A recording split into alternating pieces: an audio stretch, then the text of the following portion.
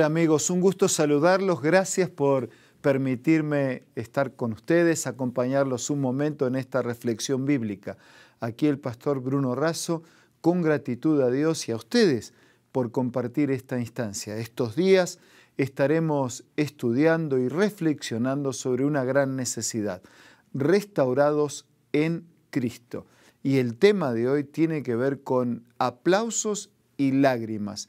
Está basado en una historia que está registrada en San Lucas capítulo 19 y quería, antes de abrir la Biblia y leer juntos, poder orar. Padre nuestro que estás en los cielos, al abrir tu palabra pedimos que abras nuestra mente y nuestro corazón para recibirla y aplicarla en nuestra vida. Oramos, agradecemos en el nombre de Jesús. Amén. En San Lucas, el capítulo 19, versículos 28 en adelante, se nos cuenta de la entrada triunfal de Jesús en Jerusalén. Bueno, eso de triunfal parecía ser una entrada triunfal. En realidad, mucha gente en los días de Jesús estaba esperando su intervención poderosa para terminar con el imperio y establecer un nuevo reino. Y pareció ser una entrada triunfal, pero no fue la entrada que muchos esperaban.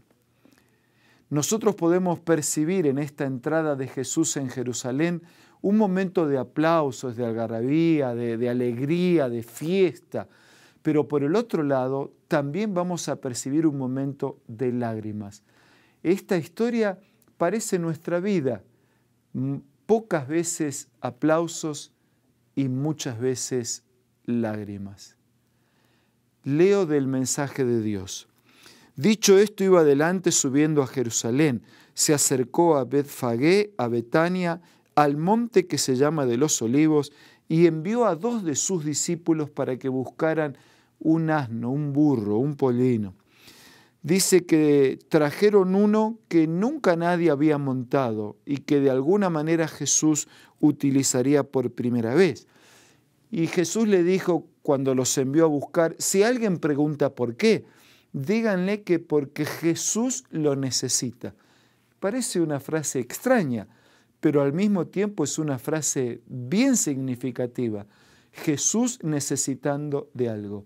La entrada triunfal a una ciudad de un victorioso, de un guerrero, de un general, era en un caballo de raza. Eso ya había acontecido con Judas Macabeo 163 años atrás. Él hizo su entrada montado en un caballo como supuesto guerrero victorioso, pero finalmente terminaron con su vida.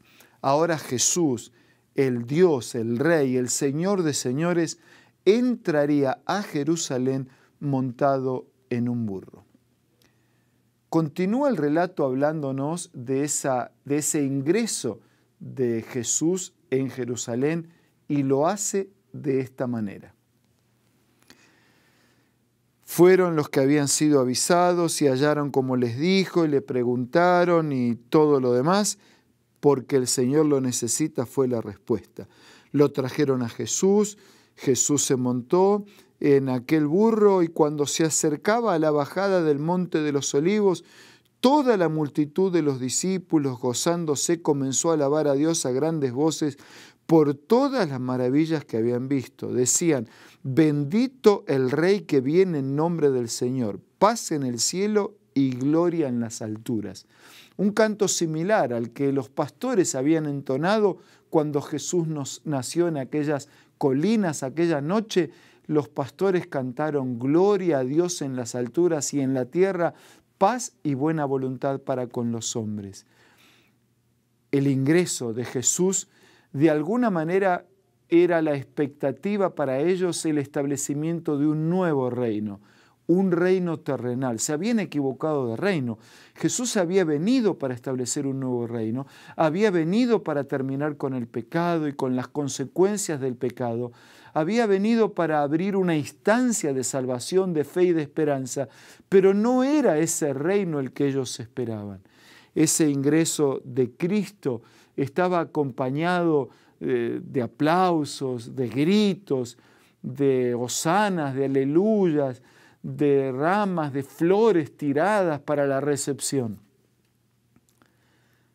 pero el Hijo de Dios estaba ingresando a Jerusalén para ser parte también de un sacrificio que a posteriori habría de ocurrir. Él había venido a morir para que nosotros pudiéramos vivir. No había venido para establecer un reino en la tierra, había venido para establecer un reino en el cielo y en la tierra nueva. No había venido para establecer un reino que terminara con el imperio romano y durara algunas décadas. Había venido para establecer un reino que terminara con el imperio del pecado y durara por toda la eternidad. El relato bíblico continúa y dice que después de aquel instante en que los discípulos dijeron que hablaron, ¿no?, de que se callen, de que haga callar a la multitud, y él dijo: si estos callan, hasta las piedras van a clamar. Cuando llegó cerca de la ciudad, al verla, lloró por ella. Jesús había llorado en ocasión de la muerte de su amigo Lázaro. La palabra utilizada allí en el relato en San Juan capítulo 11 significa un lloro suave, así como escondido. Pero la palabra utilizada aquí es un llanto abierto, fuerte. Jesús mira a Jerusalén y llora. Y la verdad es que no solo estaba orando por Jerusalén, por sus pecados, por los pecadores, por una ciudad que sería destruida, por los que abandonaron la fe, los escritos sagrados antiguos. Él estaba llorando por todos los que en Jerusalén o en cualquier otra ciudad del mundo pueden vivir sin Dios, viviendo en sus pecados, en sus luchas, en sus tristezas, en sus corazones partidos, en sus angustias, en sus aflicciones. Eso hace llorar el corazón de Jesús. Jesús había venido para cargar con los sufrimientos de los pecadores. Sobre Él habrían de ser colocados todos los pecados y todos los sufrimientos. Y qué contraste, ¿no?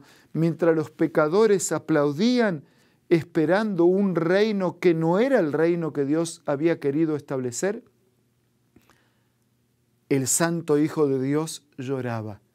Lloraba por esos pecadores que todavía no habían entendido, que todavía no lo habían aceptado, que todavía no habían comprendido el mensaje y la presencia de Dios.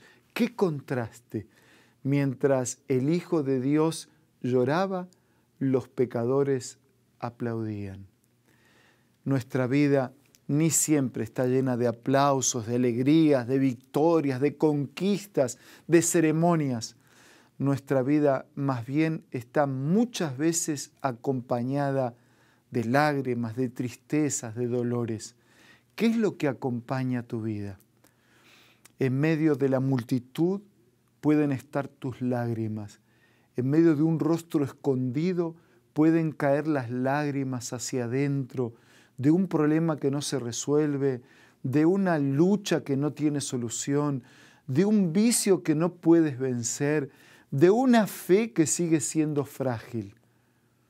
Por eso, amigo, en este momento y en este relato de la Biblia, quiero recordarte que todavía Jesús sigue llorando por los pecadores, que todavía Jesús sigue llorando por aquellos que se han separado del mensaje de Dios, de la obra de Dios, de la actuación de Dios, del poder de Dios, de la promesa de Dios. Sí, Jesús está llorando por ti. ¿Pensaste alguna vez que nadie lloraba por ti? ¿Que nadie se preocupaba? ¿Que tus cosas no le importan a nadie y menos a Dios? El relato de la Biblia dice que Dios se importa, que Dios le interesa, que Dios está pensando en ti. El relato de la Biblia nos muestra su amor que los mares no pueden apagar, que las muchas aguas no pueden ahogar. Ese es el amor de Dios. Es el amor de Dios que llevó a decirle a los discípulos: me buscan un burrito, y si les preguntan por qué, digan que yo lo necesito. Jesús está necesitando de algo simple, tan simple como un burro. El Señor puede cuidar de todo el universo y al mismo tiempo atenderte como si fuese lo único que tuviera que atender. Aunque parezca lo más simple y lo último de la fila, el Señor te necesita. en los días en que el Titanic se hundió en su viaje inaugural, en medio de las fiestas, de las victorias, de los cantos, de la música, cuando las lágrimas, el llanto, el terror y la desesperación afectó a todos, un matrimonio, el matrimonio Strauss, hacía parte de aquel viaje inaugural. Ella se llamaba Idor y el esposo se llamaba Isidor. Habían hecho planes de viajar, no iban a viajar en esa embarcación, pero finalmente hicieron parte de este viaje inaugural del Titanic. Cuando aconteció lo que aconteció y el Titanic comenzó a hundirse y los botes salvavidas ofrecían un camino y una salida para muchos, llegó un problema. Era el último bote y había lugar solo para una persona. En ese momento, Isidor le dijo a su esposa que usara ese lugar. Y la esposa dijo, no, tú. Y ahí estaba la discusión y no había tiempo que perder. Ese bote salvavidas tenía que alejarse de la proximidad del Titanic que se estaba hundiendo. La insistencia un poco más y finalmente ninguno de los dos quería ceder. Los dos querían darle el lugar al otro. Finalmente dijeron así: juntos hemos vivido estos 50 años de casados y juntos preferimos hundirnos en las aguas del océano. ¡Qué amor! Un amor que ni siquiera las aguas pudieron apagar. El cuerpo de ella nunca se encontró. El cuerpo de él se encontró y yace en un cementerio en las afueras de Nueva York, con una inscripción: un amor que ni las aguas pudieron apagar. Amigo, ese es el amor de Cristo para con nosotros. Ni el amor, ese amor, ni las aguas, ni el fuego, ni las dificultades, ni los problemas, ni las circunstancias que podamos atravesar consiguen apagarlo. Por eso, en tu sufrimiento, en tus luchas, en tus miedos, en tu dificultad, acepta el amor de aquel que vivió y murió para que nosotros pudiéramos vivir. Acepta el amor de aquel que en medio de las multitudes y de los aplausos lloró, sintió nuestro dolor. Y entrega tu vida a Jesús en este momento. Confía en Él. Hay un abrazo, una mano, un brazo extendido. Toma ese brazo, toma esa mano. Confía en el Señor. Entrega tu vida a Dios. Coloca tu vida en las manos del Señor. Estudia su palabra. Conéctate con el pastor o con el amigo que está a tu lado y afirma tu convicción de estudiar la palabra de Dios. Prepara tu vida para ser parte del reino del Señor. Ahora es el momento de tu decisión. Entrega, confía, decide, acepta el mensaje de Dios, aquel que puede transformar tus lágrimas en aplausos y en cantos de victoria, aquel que puede transformar este reino presente que termina en un reino interminable, aquel que puede transformar esta vida lastimada por el pecado en una vida restaurada para siempre. Mientras tomas tu decisión, me gustaría orar por ti y por todos nosotros. Querido Padre que estás en los cielos, gracias porque podemos ser restaurados en Cristo. Gracias porque Jesús todavía sigue llorando por los que viven en este mundo de pecado, lastimados, enfermos, solos. Gracias porque Él no solamente llora, sino que nos abraza para salvarnos. Y su llanto es porque no quiere que nos perdamos. Quiere que aceptemos la salvación. Gracias, Señor, por transformar nuestras lágrimas en alegrías, nuestros sufrimientos en victorias, nuestra vida de pecado en una vida de crecimiento y nuestra vida presente en una vida eterna. Bendice a todos nuestros amigos, alcánzanos con tu gracia y por favor, restáuranos en Cristo.